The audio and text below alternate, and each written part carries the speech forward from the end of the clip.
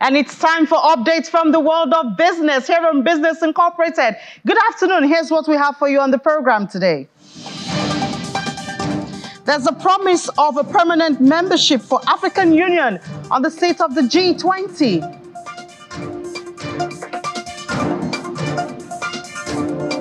And while the price of many goods and services are surging, the price of lithium 100%. And Kenya celebrates exports of its horticulture rebounding on stronger euro. Good afternoon. This is Business Incorporated, and I'm Imi Jodmekwa. We head straight to the markets at intraday to tell you what's going on. Unfortunately, we can tell you that the bearish sentiment at the NGX continues today after that loss yesterday.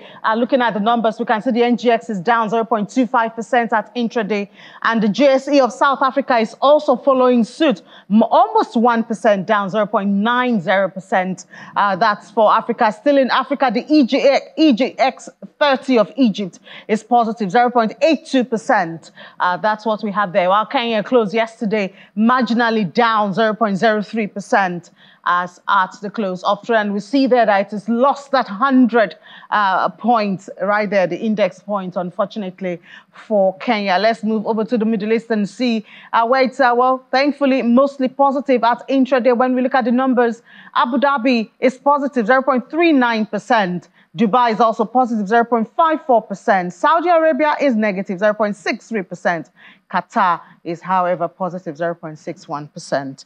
And that's it there. We move over to Berlin, where there are stricter rules guarding what's going on in Berlin. Some of the tech companies right there. Or right before we go to Berlin, let's go to the UK. I think Juliana is standing by. Hi, Juliana. Good afternoon. A bit of good news, I guess. BP launching Britain's largest EV charging hub near Birmingham. I guess this means that you have more Britons using the EV vehicles.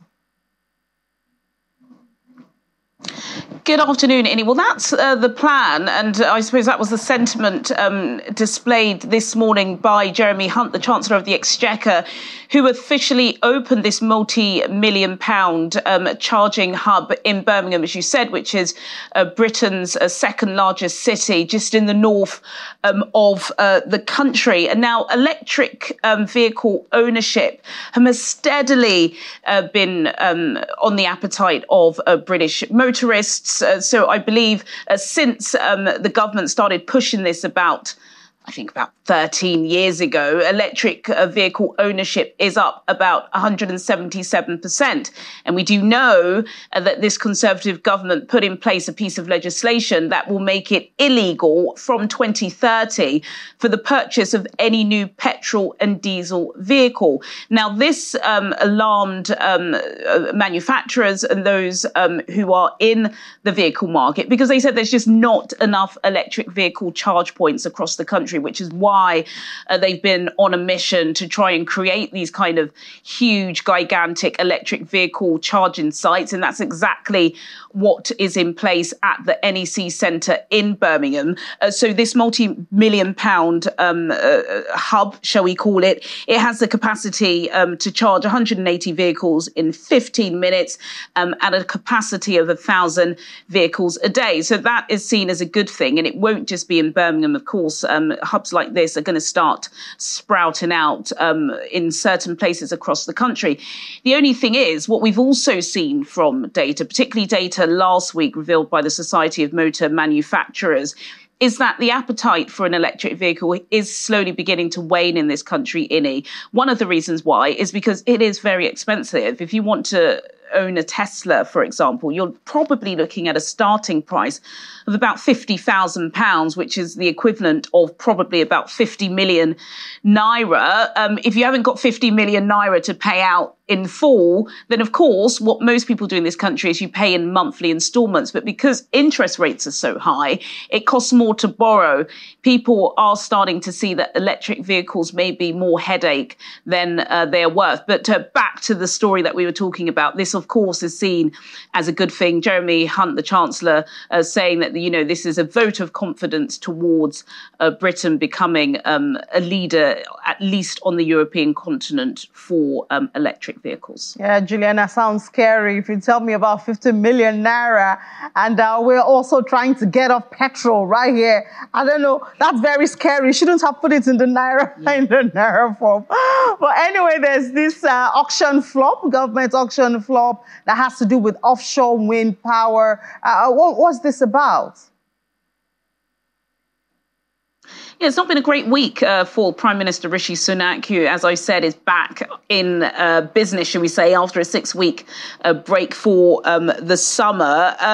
This is still just being reported. I think the Times newspaper initially reported it. Other press and the media have picked up on it. But every single year, the government put out an auction for investment. So investment projects that they can't dip into the public purse. They put it out for auction with some sort of guarantee for whoever that bidder is going to be. And one of the most significant elements, or should we say products within the auction this year was to invest in offshore wind farms. We know since the Kremlin invaded Ukraine last year, February, the energy market has been completely upended, and the Conservative government want to ensure their energy security, which is why they want to invest more into offshore wind farms, because these offshore wind farms have the power, just one of them, to power the homes of at least a million.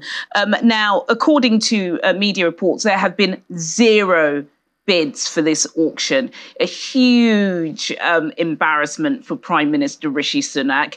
If this is true, this is the first time that the government have put out such an auction and received no bids. Again, we haven't had confirmation from the government or the Treasury as to whether or not these media reports are true. But a lot of economists that are looking at the story are saying that, this is the issue with high inflation and high interest rates. Are investors going to be getting the return that they so deserve for offshore winds, and the fact that these are going into people's homes and people are going to be charged a certain amount? Are people even going to be able to afford their bills? So this is a developing story, like I said, broken by the Times earlier today. But if it is true, then a real egg in the face, as they say colloquially here, for the Prime Minister. Yeah, I hope it's not true, at least to an extent. But I hope that's not the situation with the markets at intraday. No, the markets are actually in pretty top shape. I was speaking to Laddie on Business Morning this morning about comments made by Andrew Bailey, the Bank of England governor, yesterday to the Treasury Select Committee on interest rates, and the fact that there are fears that the 14 months of consecutive hikes are potentially pushing the country into recession. Yes, of course, they're doing it because they want to bring down inflation, but should they be doing it at the expense of the UK economy? Now, his comments yesterday suggesting that perhaps the hike has reached its peak at 5.25%. That's cheered the markets, which is why it's in the blue, should we say, at intraday. The FTSE All-Share is up 0.35%. The FTSE 100 is up by 0.41%. That was the all-share, that was up 0.35%. The FTSE 250, the domestic market, that's up by 0.03%. That's inevitably pushed down the British pound, which is trading against the US dollar at intraday by 0.35%. The British pound is also down against the euro by 0.17% and down to against the Japanese yen by 0.52% in A. Thank you so much, Juliana. All right, now Lars is ready. He's in Berlin, and he's telling us about how it's going to be tougher rules for tech giants operating in the bloc of 27 member states. And Lars joins us with the details. Hi, Lars. Good afternoon. So what are the details of this?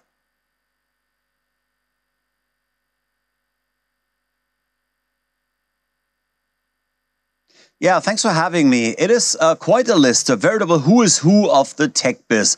Among the so-called gatekeepers, the EU wants to regulate now our web browsers Chrome and Safari. In corporate terms, that is Google and Apple. And both these companies appear a bunch of times on the list. Google also has to adjust its standards on Google Search, Maps, and Google Shopping. Apple has its App Store on the list, as well as the iOS operating system. There's a bunch of Meta products as well, as one would expect, including Facebook and Instagram. Then there's Amazon, TikTok, LinkedIn, and some Microsoft products. Oh yeah, and YouTube, and that, of course, again, is a service owned by Google. Microsoft, by the way, seems to be the lucky one among the tech giants because it really only has Windows on the list, whereas its search engine Bing and Microsoft Advertising have not been categorized as gatekeepers. But it's probably because they are not really big and powerful enough, so maybe that's not really good news for the company. All right.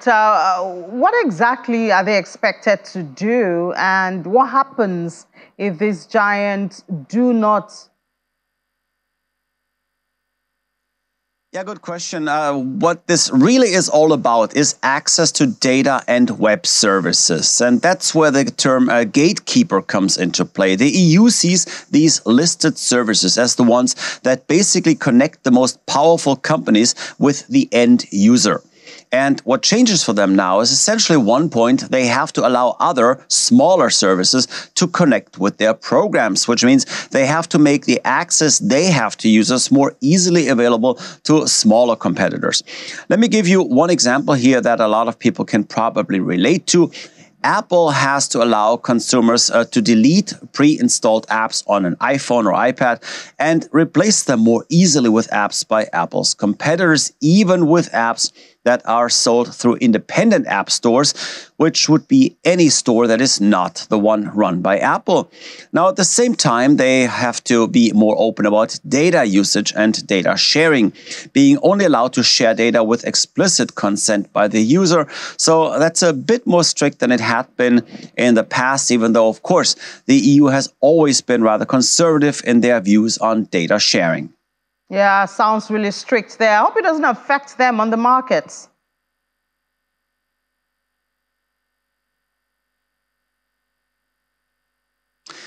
Yeah, investors are keeping a close eye on anything that could possibly signal more inflation, like crude, of course. The oil price has been rising for a few days now and is currently hanging on to its highest level in half a year.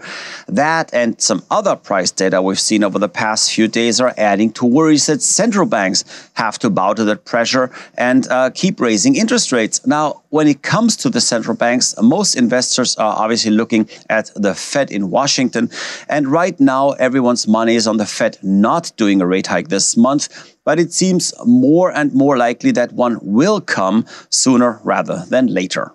Yeah, it's the way of the world now. Thank you so much, Lass.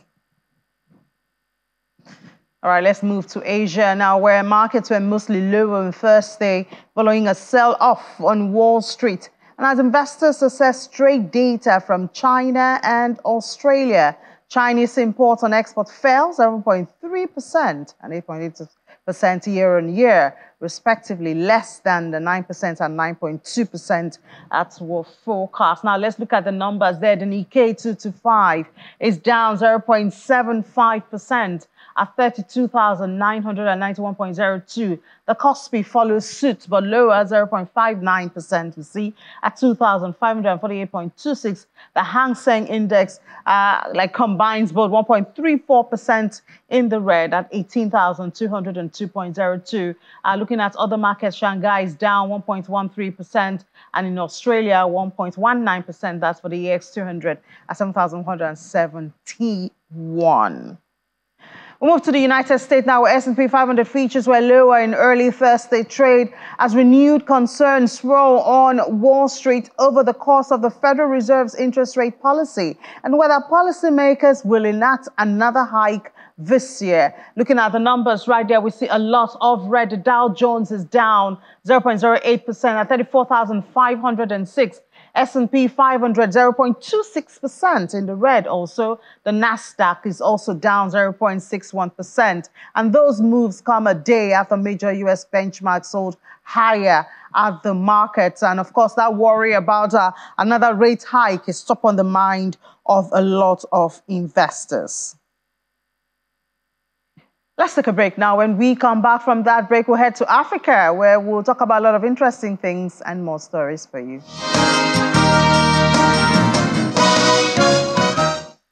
Welcome back to watching Business Incorporated here on Channels Television. I did promise you an interesting conversation. You know, we just talked about electric vehicles in the UK. It's not just in the UK, catching up around the world. And we're looking forward to something like that in Nigeria. One very important component there when it comes to electric vehicles is lithium. That's what we're talking about. A lot of attention has been given to it because it is a major component for making renewable batteries, inverter, electric vehicle batteries. And it's recorded, I mean, in the midst of the surge of prices, it had a drop in its price, over 200% drop in price. And just when demand is supposed to be on the increase. Let's find out what's going on here. And joining us for that is Adeye Adegusi, analyst with Financial Derivatives Company. Adeye, it's surprising, you know, when demand is supposed to be high for lithium, we see the price dropping. What's going on? No, just to give a quick background on lithium prices, before its drastic decline this year, global lithium prices began rising in 2021 owing to the surge in demand for electric vehicles and continued to soar in 2022 amid the Russia-Ukraine war, and as tight supplies were unable to meet rising global demand. But now we've seen prices drop to about $27,000 per ton in September, inching closer towards the 2-year low of $23,000 per ton in April. And the decline in price can be attributed to falling demand in China, as they are the largest consumers of lithium-based products globally. Chinese vehicle sales dropped by 2.6% in July to 1.79 million units from a previous contraction of 2.9% in the previous month.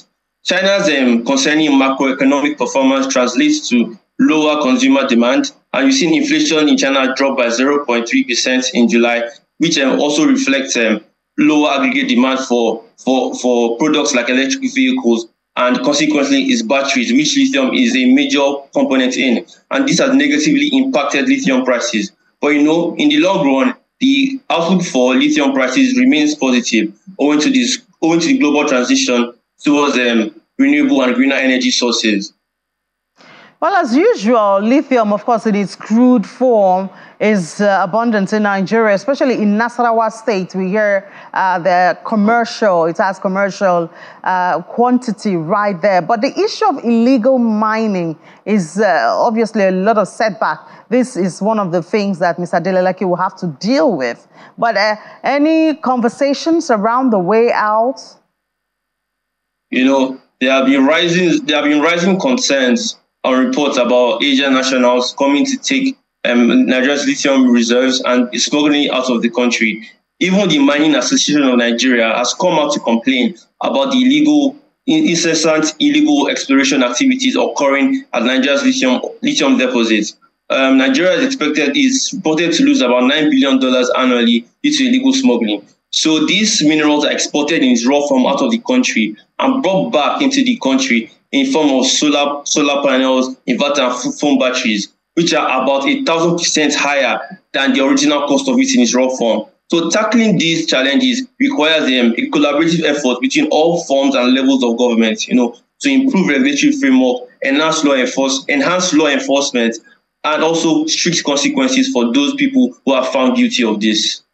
Yeah, so most countries, Germany, Switzerland, China, even we just talked about the UK with correspondents right there, said to reduce carbon emissions. This means more demand for things like lithium. Does Nigeria look set, you know, to jump on and seize this opportunity?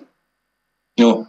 Yes, as you mentioned, of course, the growing demand to reduce carbon emissions would definitely lead to increased demand for lithium. Especially as the key component in energy-saving systems, which will reduce greenhouse gases. But just to mention, global lithium demand is expected to grow by 700% by 2030, while supply will grow by only 300% in the same period, which creates a supply deficit which a country like Nigeria can feel. However, you know, we have to tackle the prevailing challenges, such as mentioned before, the illegal mining, the lack of investment, and also the environmental challenges that come with increased mining operations in the country. I know Nigeria's lithium deposits have attracted interest from companies globally. You've seen Tesla declare interest in setting up mines in the country. But it's not just about exporting it in its raw form, but also setting up things like battery manufacturing factories and also adding value to the lithium, which will increase government revenue and also export earnings, attracting investors to the country. All right, Adeye, thank you so much for your analysis this afternoon. Thank you for having me. All right, let's move to a bigger picture now, where a group of 20 nations has agreed to grant the African Union permanent membership status. The move would give a 55-member African Union, which is currently classified as an invited international organization, the same status as the EU. According to the people who asked not to be identified, it's part of a drive to a stronger voice on global issues such as climate change and emerging markets in the global south take on a more prominent role in world affairs. During a visit to the African Union headquarters in Ethiopia, German Chancellor Olaf Scholz threw his weight behind calls for the bloc to become a permanent G20 member to give it more say in efforts to tackle global issues like climate change. Leaders from the bloc plan to hold a high-level meeting with African leaders on the sidelines of the summit, which is being skipped by Chinese President Xi Jinping and Russian leaders. Kenya's earnings from horticultural exports for the half-year period through June recovered from a double-digit fall in the prior year amid a strengthening euro and moderating inflationary pressures, according to data from the government. Sales from horticultural exports amounted to 69.48 billion shillings. That's about $476 million in the review period. According to the data collated by the Central Bank of Kenya, a modest 7.16% rise from 64.84 billion shillings in a similar period last year. The increased earnings came at a time when the euro appreciated 16.54% against the shilling between January and June, boosting revenue for Kenyan producers who largely earn the Eurozone currency. About 70% of Kenya's horticulture exports are paid in euros, according to industry estimates, while nearly a fifth of the consignment are paid in the British pound. The data shows the earnings from cut flour exports grew 9.02% in the review period to 33.53 billion shillings, while inflows from fruits and nuts were 9.42% more than last year.